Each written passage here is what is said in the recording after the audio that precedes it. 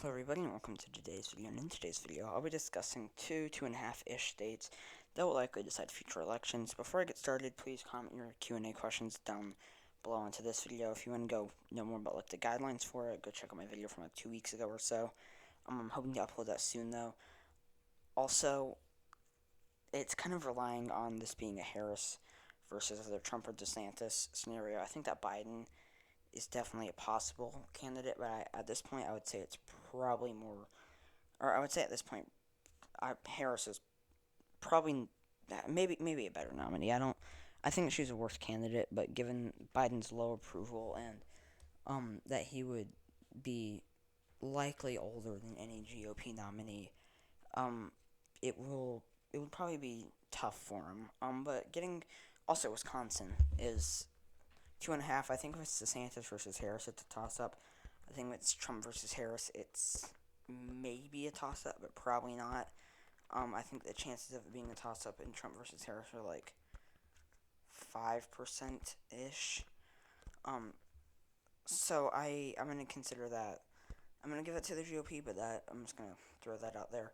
But getting started with Trump versus Harris in Pennsylvania, I think this is actually a really interesting possible scenario. I think that Trump does much better with white rural voters and much better with the white working class than he did in 2020.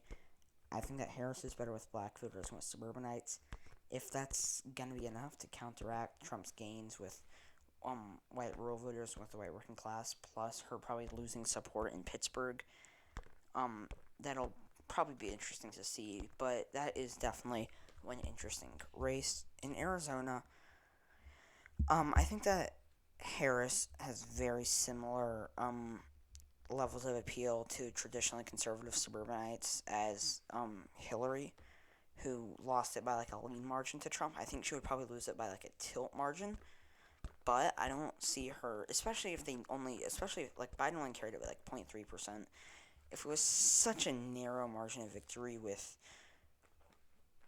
arguably the best Democratic candidate for traditionally conservative suburbanites, when it's someone who has, yes, shifted to the right, but has had a past of being more, or I don't want to say, or farther left wing than where she is, and she right now realistically is probably still further to the left than Biden. I think that she's probably gonna lose that, so that's definitely a fairly interesting potential scenario. But now DeSantis versus Harris. This is another very interesting one. I think in Arizona, he has more appeal to traditional conservatives in the suburbs than Trump. I think Arizona probably goes to DeSantis in this scenario, and it kind of does come down to Pennsylvania. I think that in Pennsylvania, and honestly, Trump probably carries Arizona as well. Pennsylvania is basically the deciding factor, or sort of the deciding factor in this, which is actually it's very very interesting. But um, I think that Pennsylvania, I'm not say very interesting. I'm maybe not really that interesting actually, but I remember a UEP election night from a while ago now, where he said something like, "People are saying whoever wins Pennsylvania wins it all," and I was kind of like, "Oh, okay, maybe," but this is actually looking so far. Yes, we're it's freaking September of 2021, and I'm talking about November of 2024. But I say it's panning out, which is, it's not. This is hardly panning out at all, but it's looking to pan out. That'll actually be the case, which is a mix. I could consider that interesting. I don't necessarily know that this is that interesting and groundbreaking. That, oh, Pennsylvania's gonna decide it. I feel like that's not necessarily a given, but relatively, or something that can be expected. But regardless, in Pennsylvania, well, maybe not interesting, but it kind of depends. But that's, now I'm rambling. Anyways, in Pennsylvania, maybe just forget everything I just said, but or don't. In Pennsylvania, though, I think that Harris does better with black voters and does better in the suburbs, whereas I actually think that RDS does better with working class voters that turn out. I think his trouble is going to be turning out the white working class.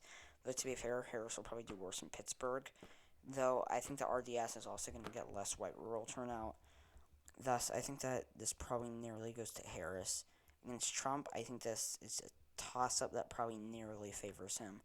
But it is definitely an interesting scenario to look at. In these two states, honestly, I mean, like Arizona, it's Trump versus Harris. I think is definitely probably I would say it's a Trump leaning toss up.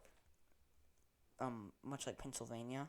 Actually, no, much like Pennsylvania is sort of like a Harris leaning toss up probably versus RDS. Um, it's an interesting thing to see, and these will probably be the more competitive states that kind of the candidates appeal to specific demographics will probably decide it.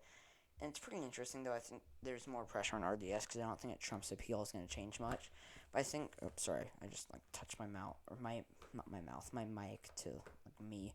But I think there's more pressure on RDS probably, in terms of, or if he wants to become a better candidate, to get a little bit more appeal to traditionally conservative suburbanites and also get more appeal to white rural voters, which is a very hard thing to do.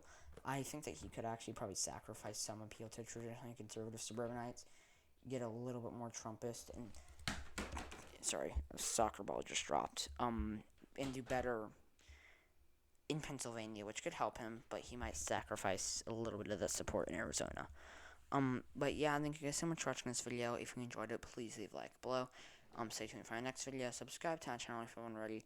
Please comment your suggestions down below, and I hope to see you all in my next video. Bye.